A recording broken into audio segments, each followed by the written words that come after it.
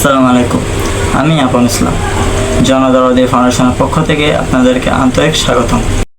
আমাদের লক্ষ্য হলো অসহায়, দরিদ্র, সুবিধা বঞ্চিত মানুষের পাশে দাঁড়ানো, শিক্ষা, চিকিৎসা, মানবিক সহায়তা এবং সামাজিক উন্নয়নের মাধ্যমে একটি সুন্দর সমাজকে গড়ে তোলাই আমাদের উদ্দেশ্য।